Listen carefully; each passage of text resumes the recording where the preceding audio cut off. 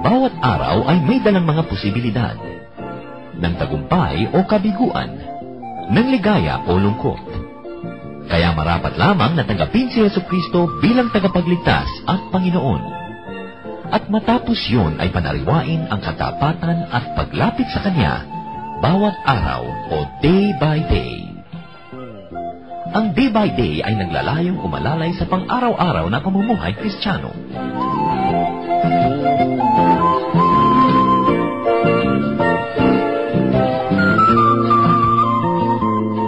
Narito po si Pastor Ed Lapis sa mensaheng pinamagatang Why Couples Fight. The law of nature, the law of creation, teaches us that everything has its correct place. What happens when things are in the wrong places? Dapat nasa lugar ang lahat, nagkakagulo pag ang tao ay wala sa kanyang tamang lugar. Ang pag-aaral po natin, why couples fight and how they can stop fighting. At kung mahilig kayo makipag-away sa inyong kabiyak, yan ay hobby. Kung yan ay nakakainis sa buhay, tuturuan tayo ng Panginoon. Heavenly Father, we praise and thank you for who you are in our lives. Thank you for setting us free to be able to worship you today. Thank you for enabling us to be here with your other children and with you, so we may fellowship under your guidance and care. We ask, Father, that you speak to us in simple terms. May you use your servant as your footstool, as your instrument, but we ask you to be the speaker. Lead your people unto greater knowledge of you, dispense blessings to us, and lift up only your name. In the name of Jesus, we reject any lies or falsehood, and we frustrate any work of evil men and evil spirits against this assembly. We place ourselves under your protection, O God, and may you teach us. Give us quiet hearts so we may focus on your words. May we not only increase in knowledge, but may we actually increase in godliness as we ponder your words. In the name of Jesus our Lord, we pray. Amen. Why couples fight and how they can stop fighting. O bakit may nagsisikuhan na dyan na mag-asawa? Ayan, makinig ka. Genesis 2:15, sa kauna-unahan ng simula ng mga awayan, the Lord God took the man and put him in the Garden of Eden to work it and take care of it. Other versions would say, to keep it. Work from Hebrew word aubad means just that, to work, to serve, and to till. And to keep the garden, so another Hebrew word, shamar, means to hedge about, to fence, to guard, protect, preserve, reserve, or save. Pag pinagsama-sama po natin yung kahulugan na ang tao ay nilikha ng Diyos upang alagaan at sikasuhin ang kanyang halamanan, lahat na ng kailangan. Bakuran ito, bungkalin, linangin, ipagtanggol, ayusin, ireserba, ipreserve, lahat na ng mabubuting bagay. So at least here we see one purpose of creating man, and that is to work and take care of God's garden. One reason why the Lord put the man in the garden was to take care of the garden. Kailangan niyang alagaan ang halamanan ng Eden. Genesis 2:16-17. And the Lord God commanded the man, you are free to eat from any tree in the garden, but you must not eat from the tree of the knowledge of good and evil, for when you eat of it, you will surely die. So while the man was taking care of this vast garden with all kinds of plants in it, he could eat of the fruit of all the kinds of trees there except one. So meron siyang choice to obey God or not. Maraming pwede pagpilian, isa lang ang hindi pwedeng kainin. There was freedom to eat any fruit except one.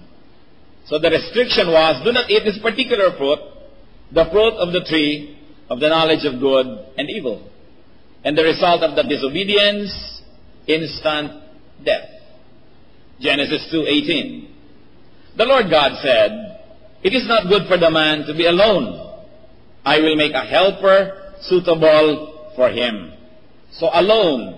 Alone in what sense? Alone in taking care of the garden. Because that was the mandate given to the man. So sabi ni Lord, hindi mabuting nag-iisa, gagawan ko ng kasamang gagawa. A helper suitable. The Darby translation says helpmate. But the Hebrew root word just says helper, which means parallel, counterpart, or equal. Hindi ibig sabihin slave or handmaiden or assistant. Helpmate in the sense that they were going to be equally important in this economy. So a suitable helper would be made and created. Kasi pag sinabi na natin katulong, katuwang, nagmumukhang less. Ka-partner at work. So the woman was going to be helper in working the garden and taking care of God's garden. As we have already said, she was going to be a work partner and not primarily a romantic partner, at least in the beginning. Mabuting clear. Bakit po natin nalaman na hindi romance ang immediate na goal? Whoever thinks that women and men are primarily for romance must think again and consider the text at hand. Genesis 2:19-20. Una, sabi ni Lord, gagawa ako ng kapartner. Hindi mabuting nag-iisa. Dapat may katuwang. Now the Lord God had formed out of the ground all the beasts. Do you think si Eve agad ang gagawin? All the beasts of the field and all the birds of the air. He brought them to the man to see what he would name them. And whatever the man called each living creature, that was its name. So the man gave names to all the livestock, the birds of the air, and all the beasts of the field. But for Adam, no suitable helper was found. It's a very curious ending. The Lord said, I will make a suitable helper. It's not good that it's alone. Then the Lord proceeds to make all the animals. And all the animals were presented to Adam. And after the parade was over, pinangalanan ni Adan lahat ang ending, pero walang nakitang bagay na katulong ni Adan. You should remember that God said, I will make a helper suitable for man in Genesis 2:18. And in the following verses, 19 and 20, God formed all the animals out of the ground. God brought all the animals before Adam to have Adam give them names and to find a helper suitable for him. Halimbawa, nung dumaan yung elepante, tinawag kaya dapat yun ni Adan na, ito, helper ang pangalan. No. So niya, elephant. Nung dumaan ang baboy damo, nung dumaan ang bulate, nung dumaan ang suso, nung dumaan ang goldfish, dumaan ang agila, pinangalanan. Adam gave all animals their names. But at the end of this parade, no one was found suitable to be his helper. The verses are very clear, and they come in succession. Sabi sa Genesis 2:20, but for Adam, no suitable helper was found. In other words, the parade of animals was a search for a helper. It was a search for a partner. Nung makita siguro yung kalabaw, o ito, o pang-araro, dumating yung kabayo, o ito, pwedeng sakyan. Dumating yung mga ibang hayop, o ito, pwedeng ganito. Pero sabi, walang qualified to be a partner, an equal, and a helper. It was not just a zoological parade for nomenclature. There was a purpose, there was a search for a partner. Genesis 2:21-23. Dahil nabigo ang pagtatangka, there was no success in finding a real partner. Verse 21, so the Lord God caused the man to fall into a deep sleep. And while he was sleeping, he took one of the man's ribs and closed up the place with flesh. So this time, it was no longer just from the ground. Kasi all the animals were made from the ground, hindi bagay. So kinuha, kaya done.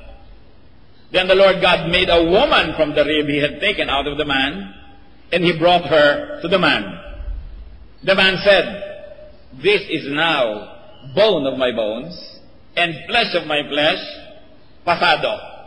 She shall be called woman, for she was taken out of man. Nakita niyo po yung sequence? Reviewin natin, sabi ni Lord, hindi mabuting nag-isa, kailangang merong katuwang, kapartner. So nilikha lahat ng hayop, ipinarada sa harap ni Adan. Sabi niya, wala, kahon, wala. So sabi ni Lord, wala, o bueno, Natulog siya, kinuha ng kinib, kinait yung woman, ito, pwede na. Sabi ni Adam, at last, kauri, bone of my bone, flesh of my flesh. The helper had to be of the same make. That's why Adam exclaimed, this is now bone of my bones and flesh of my flesh. With the matching Spirit of God to boot, because it came from him, and he received the Spirit of God. Now you must notice, brothers and sisters, that when Adam saw Eve, for the first time, Adam was devoid of desire. He was devoid of malice when he saw Eve. Wala siyang nakitang kabig-habighani, katangi-tangi, o kaakit-akit. Genesis 2:25, the man and his wife were both naked, and they felt no shame. A very polite, oriental way of saying, walang dating, walang registration, walang kakaiba, no bells pealed, there was no lightning that struck, no stars appeared from the horizon, there was no shame, as if nothing happened.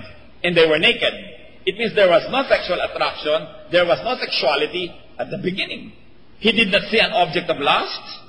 May lalaki ba ngayon, makakita ka ng hubot-hubad dyan kaharap mo, walang dating? O may babae ba, makakita ka ng isang lalaking hubad, walang dating? But he did not see an object of lust or romance. Adam saw a helper, a workmate. Sabi niya, at last, bone of my bones, flesh of my flesh. O babae, trabaho na. We will become co-workers. Man and woman's unity and oneness was initially for work. And the woman was to be a co-equal workmate. That was the reason. Now let's go to the heart of the matter. Why do couples fight? Among the other reasons, we'll try to explore one reason today. So let's review. Woman was created to be man's helper, to be man's workmate, to be man's partner at work. So both would focus on God. Deuteronomy 6:5, love the Lord your God with all your heart and with all your soul and with all your strength. So wala nang natira para kay Adan o para kay Eva kung susundin nila to. God ang nauna. Both would focus on God's garden and God's work. And even years later, it would be echoed in Ephesians 2:10. For we are God's workmanship, created in Christ Jesus to do good works, which God prepared in advance for us to do. So why do couples quarrel? Because sin brought about corruption and distortion. Pumasok ang kasalanan. Sinabing huwag ka kainin ng prutas na ito. Kinain nila. After the fall, matapos kainin nila yung forbidden fruit, and the Lord said to the man, did you really eat it? And the man said, well, the woman that you gave me, she made me eat it. And the Lord asked the woman, did you really do that? Said, well, the snake deceived me. Nagsisihan na.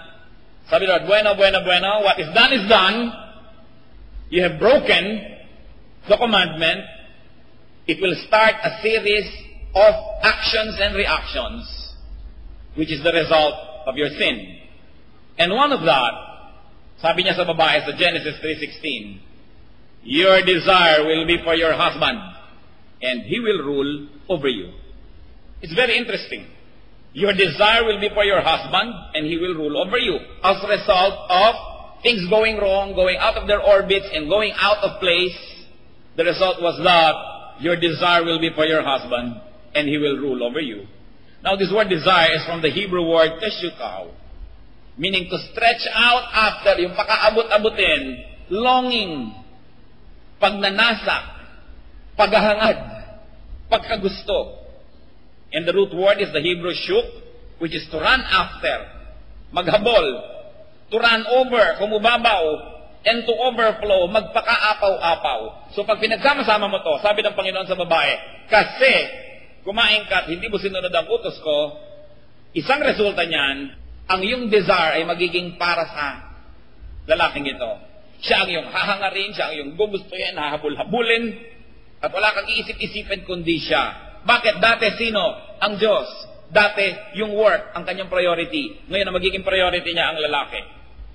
So, in many ways, it's not only a sexual kind of attraction, but it's going to be a very emotional kind of attraction, which is not the original situation meant for the woman, because she was meant to stand side by side with the man and to be partners with the man. Ngayon, you will be subsumed under the man. Why? Sabi ni Lord, because your desire will be for your husband, he will rule over you. Now, rule is not God's mandate, but a result of the woman's desire and longing. Therefore, dependence. Because whatever you desire and whatever you long for will become your master. Nakita niyo po yung mga babae na may mga lalaking nanliligaw sa inyo, wala pa kayong gusto kahit kanino? Hinahabol-habol kayo, sinusundan-sundan kayo, pero subukan niyo magkagusto sa isa. At nakahalata na siyang gusto niyo. At nagpalitan na kayo ng sing-sing at lumaglag na ang inyong oo via text. Mababalik tanda ang lahat. Kung estudyante kayo, tagagawa ka na babae ng homework ng lalaking yan. Kung graduating kayo, tagagawa ka ng thesis. Kung wala yung pera, ang baon mo mapupunta sa kanya. Na dating nililigaw-ligawan ka ngayon, papagalit-pagalitan kanya. Bakit? Kasi mahal mo na eh. Naalipin ka na ng iyong pagmamahal, ng iyong pagkagusto, ng iyong pagnanasa. Therefore, He will rule over you. Hindi inutos ng Diyos that man will rule over woman. God did not decree that. God is saying, as a result of this sin, and your priorities will be taken out of place, your priorities will be askew, then you will desire for your man, and because of that desire, you will be weakened, you will be disempowered, he can rule over you. Takutin ka lang niyang lalayasan ka. Hindi, puputi ako pa ang paglalaba ko. Kaya nakita niyo ang lahat ng advertisement na sa buong panglaba, ang babae, ang pinakamataas niyang pangarap, paputiin ang labada. Pasarapin ang sabaw ng sinigang. Sasabihin kasi nung, dear, nilakad ako. Sige. Pero magluluto siya ng masarap na masarap para huwag umalis. Hahabol-habol. Because you will be overly clinging to, independent and longing for man, you will be his satellite. You will have no orbit of your own. You will be disempowered. You will be weakened. On the reverse, he will be empowered. He will become superior. He will rule over you. This is not God's plan. This is not God's decree. It is a result of misplaced situation of man and woman. Interestingly, this was misused for generations to justify the subjugation of women.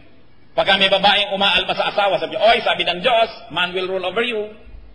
Makalaya kayo, hindi na kayo pwedeng blackmailin yan. Dahil hindi yan inutos ng Diyos, God was just stating a fact that because you will be fixated on that man, He will rule over you. So, dapat nating tinatandaan. Remember the original situation, co-worker and equal partner.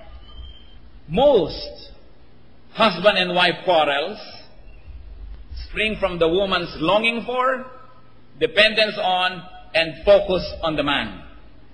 Sabihin niya sa akin hindi totoo. Ang daming pinag-aawayan dahil kanina pa ako dito may bagong haircut, di mo pa ako tinitingnan. Sa iba ka naman nakatingin, hindi sa akin. Sang oras na ako dito, hindi mo pa ako pinapansin. Nakita mo nang nagdadabog ako, di mo ako sinusuyo. 3 hours, 4 minutes ago na nung huli mo akong sinabihan ng I love you.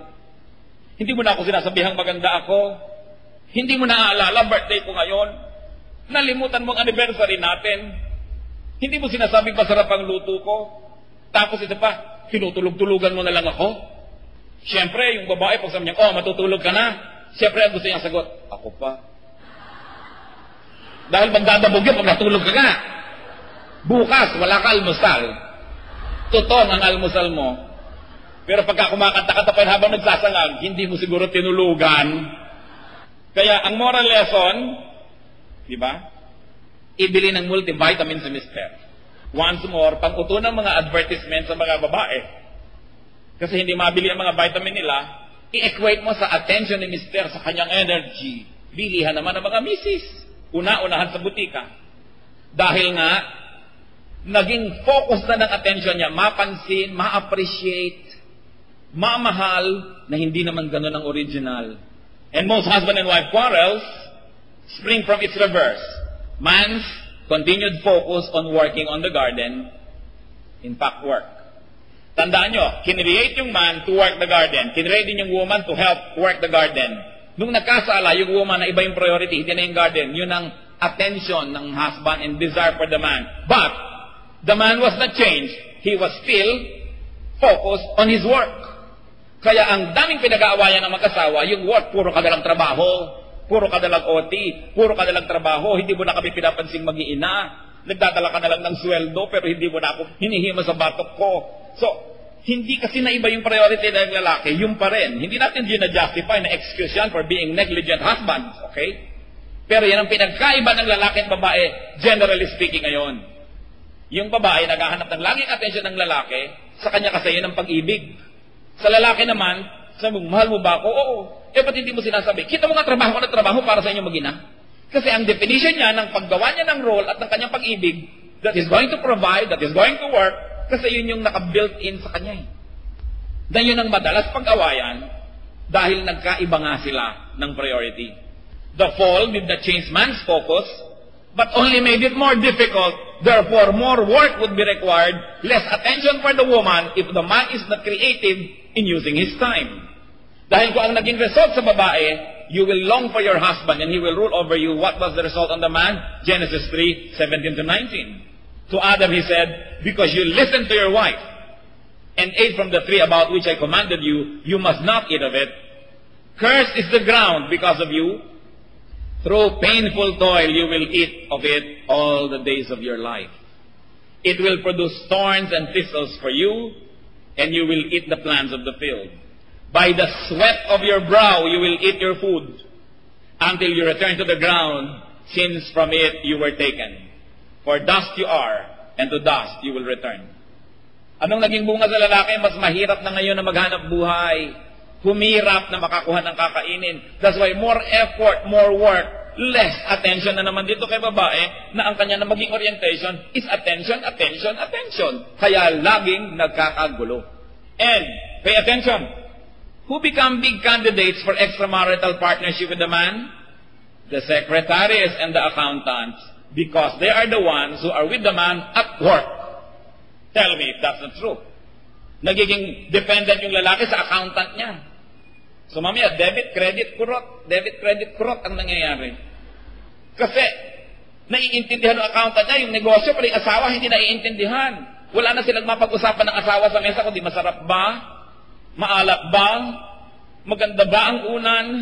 Maganda ba ang bulaklak? So ngayon, nahuhulog ang loob dito sa sekretarya o kaya sa accountant na laging kasama sa trabaho. Kasi yung babae, nalimutan na niya, dapat partner sila sa ginagawa. Pagkasama sila, hindi lang siya isang satellite, isang sulok.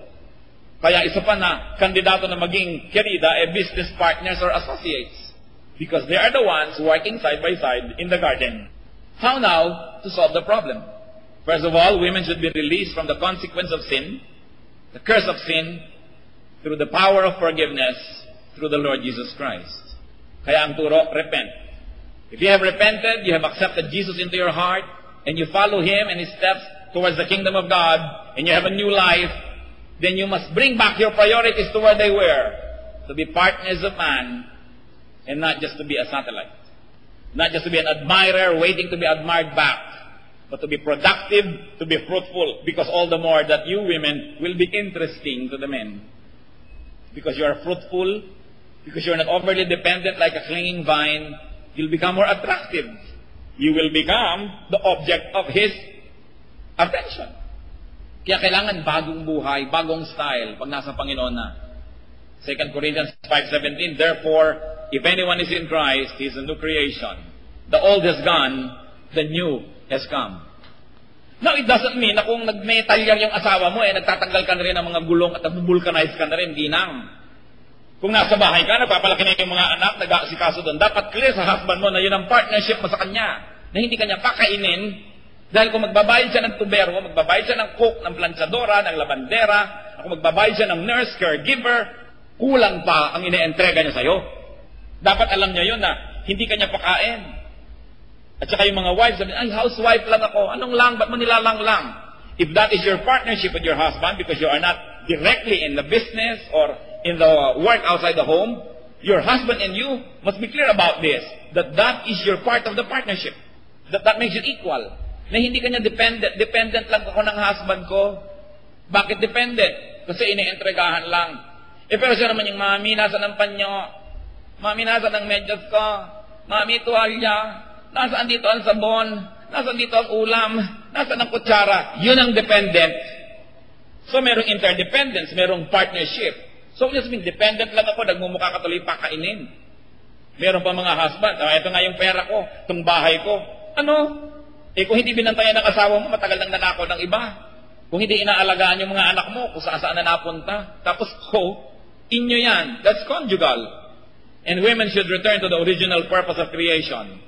Partnership with man at work, and to work with or without a man to be productive.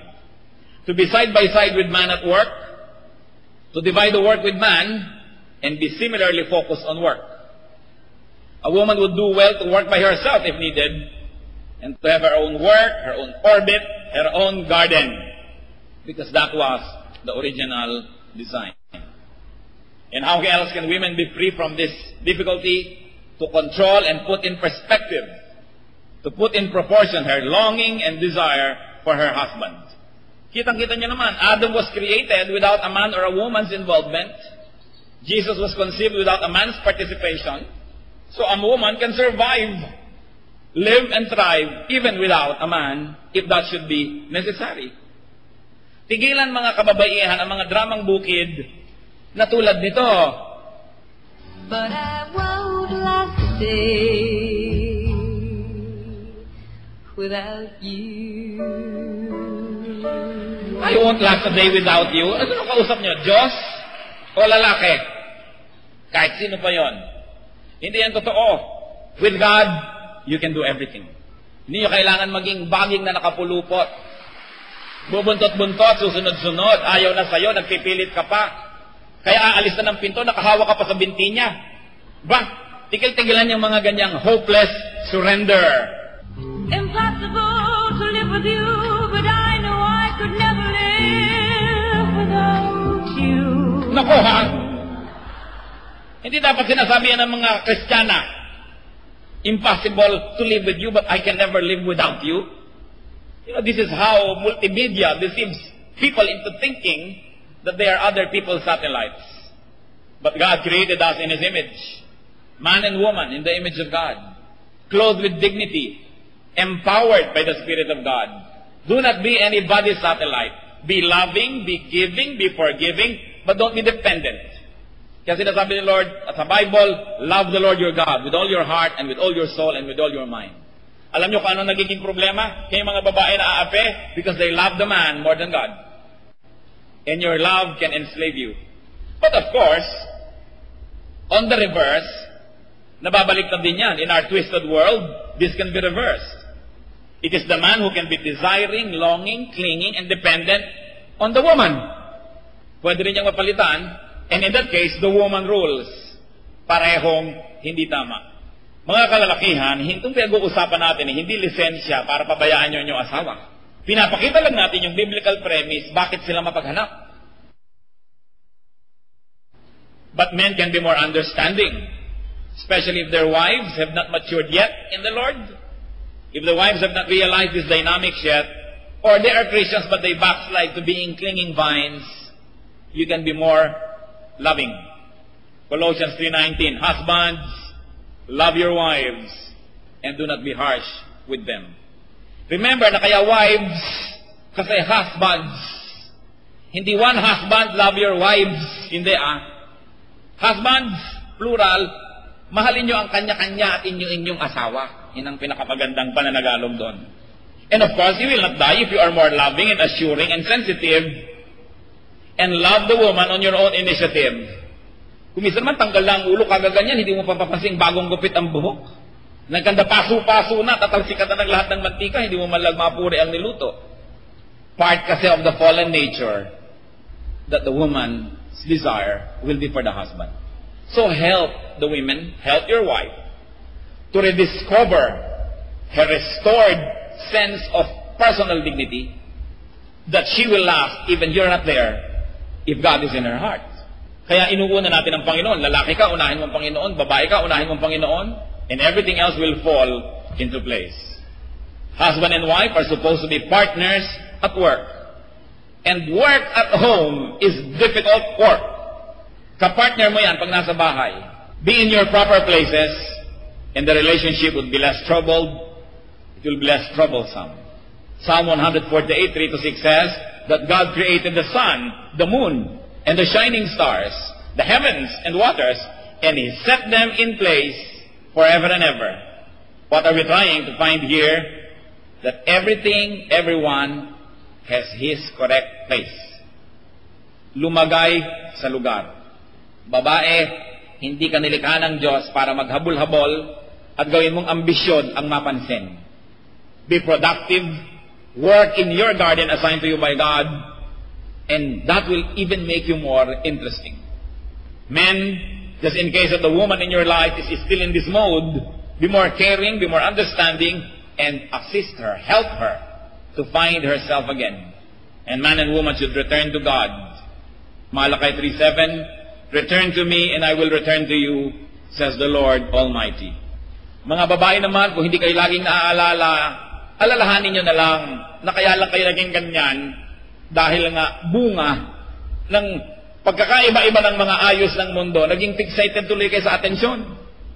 Hindi kayo binubulong-bulungan ng I love you araw-araw, hindi na kayo mahal. Magkaiba lang ng paraan ng pagpapahayag nun. Kaya meron pa magsasabi, Daddy, mahal mo pa ba ako? O bakit? Di ba pinakasalan kita? Ganon, kung salamat ako, pinakasalan mo ako, hanggang doon na lang. Kasi nga, sa kanya, yun ang expression nun. Sa dinami-rami na naghahabol sa kanya, ikaw lang, pinakasalan ka. So you say, yun na ba ang expression niya? So women must understand men, and men understand women. There will be less trouble.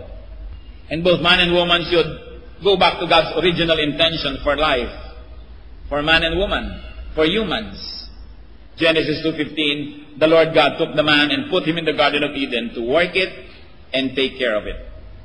We were created to do good works, which God has prepared in advance for us to do. That is what we should focus on. Yung ating mga ministry, yung ating mga pinapagawa ng Panginoon. And at the same time, may kapartner ka, salamat, pero hindi siya yung Diyos. Genesis 2:18, the Lord God said, it is not good for the man to be alone. I will make a helper suitable for him. So women, stop behaving like babies.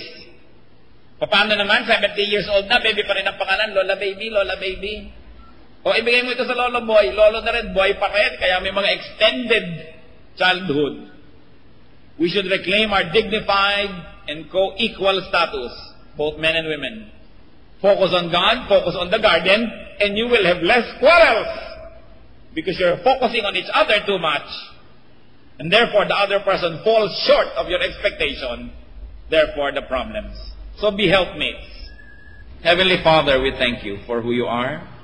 Ipaalala mo nga sa amin, Lord, yung talagang papel ng babae, ng lalaki.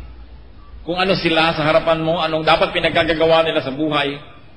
At nang sa ganon, mabawas-bawasan ang misunderstanding. Sa mga babaeng mapaghanap, turuan mo, Panginoon, na ikaw lalo ang mas hanapin pa at nang magkaroon ng kasiyahan. Unawain pa ang mga nagkukulang sa pananaw nila at panukat ng mga asawa. At ganoon din naman sa kalalakihan, unawain ang paghahanap ng kanilang mga asawa. Maalala nila na ito ang nangyari doon sa halaman ng Eden. At matulungan nila ang kanilang kabiyak na mahanap ang kanyang tamang lugar.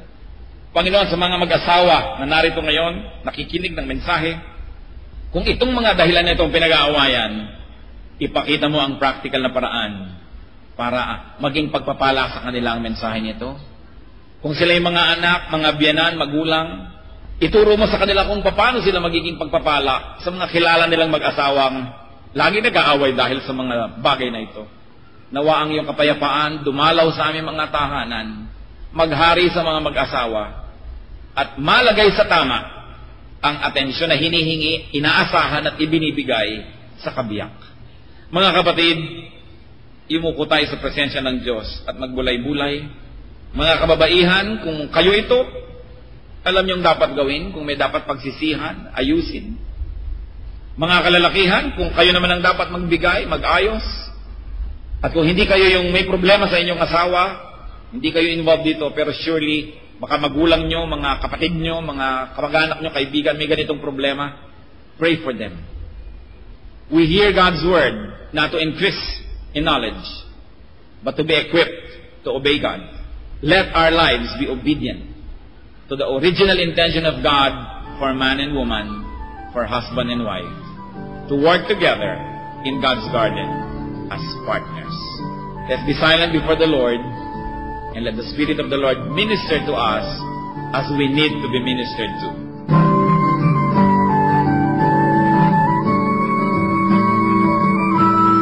Ang katatapos pong mensahe ni Pastor Ed Lapis ay pinamagatang Why Couples Fight.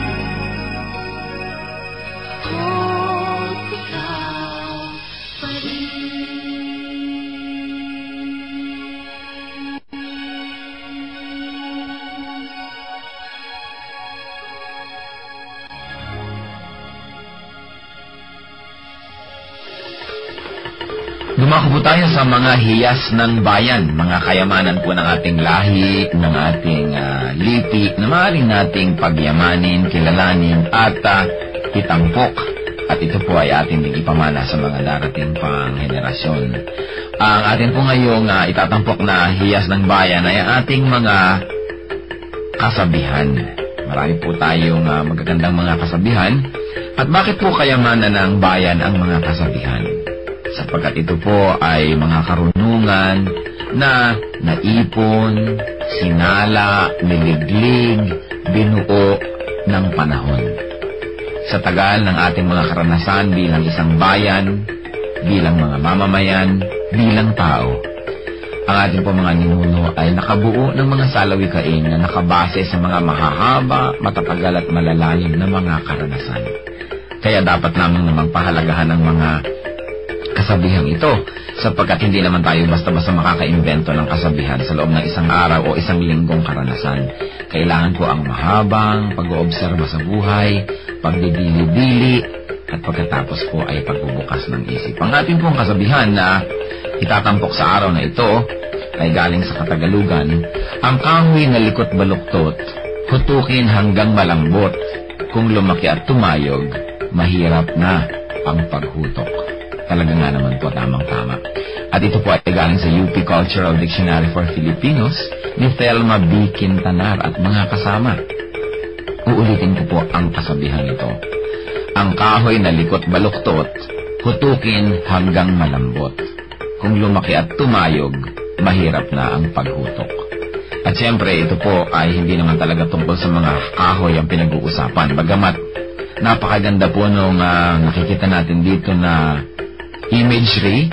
Yung kahoy nga naman na puno, habang maliit pa lang at malambot pa ang mga sanga at malambot pa ang katawan, at medyo likuyan o baluktot o kung saan-saan pumupunta, kayang-kaya pa nating hutukin, lagyan ng suhay, at iurong dito o kaya ay patigasin sa ganong patungong direksyon.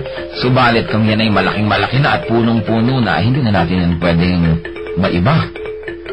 Dahil matigas na at mataas na, baka hindi pa natin maabot. At ito po naman siyempre yung metaphor na ito ay may kinalaman sa pagpapalaki ng mga bata, sa paghubog ng kaisipan, sa paghubog ng mga paniniwala at mga pagpapahalaga. Napakahalaga ang pagtuturo sa bata ng mga konsepto ng tama at mali, ng maganda at ng mga hindi maganda, habang ang tao ay bata pa, habang ang kanyang isip ay mura pa, at habang siya ay masunurin pa, habang siya ay dependent pa at umaasa pa sa kanyang mga magulang o sa mga matatanda, habang siya ay teachable and impressionable, ay kailangan na dumating tayo sa talagang masusi at seryosong pagtuturo. Napakahalaga na turuan ng mga bata sa tamang panahon. Huwag po natin ipaurong-urong ang pagtuturo sa mga bata. Pagka may mga itinatanong, huwag natin sabihin, bata ka pa, hindi mo pa malalaman yan, saka na, pagtanda mo na. O kaya, ano ba, kabata-bata mo, ang dami mong tanong, malalaman mo rin yan pagtanda mo. Kailangan po maingat tayo sa pagsagot sa mga tanong. Ibigay po natin ang mga sagot na tumpak at tama. At itrato natin ang mga bata na parang matanda kung ating kausap. Igalang din natin sila at bigyan natin ng mga tamang paliwanag. Tandaan po natin ang pagbabantay, ang pagtuturo, ang paghuhutok sa mga mumunting mga bata. Yan po ay magkakaroon ng panghabang buhay na epekto sa kanilang buhay. Kaya isa pong mahalaga na paalala rin sa ating mga magulang, bigyan natin ng oras ang ating mga anak, bigyan natin ng panahon na mahutok yan sa tama, sapagkat kapag malaki na, mahirap na po yan na ibahin pa. Kaya ilapit natin sa Panginoon habang maaga, palakihin natin ang may takot sa Diyos, palakihin natin na kasama ay mga mananampalataya, nadidinig ang salita ng Diyos, mga Kristiyanong awitin, at nang sa gayon, ang batang ito ay lumaking nasa tamang direksyon. Sabi rin po yan sa Bible, train up a child in the way he should go, and when he is old, he will not depart from it. Meron po tayong equivalent niyan sa ating pong kultura, sa ating mga kasabihan. At yan po ang hiyas ng ating bayan ngayon, kasabihang, ang kahoy na likot baluktot, hutukin hanggang malambot, kung lumaki at tumayog, mahirap na ang paghutok.